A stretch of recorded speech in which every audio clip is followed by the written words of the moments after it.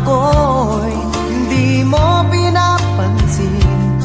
Ano ang aking susundin? Ang isip o damdamin? Sa tuwing nakikita ka, ako'y nangangamba.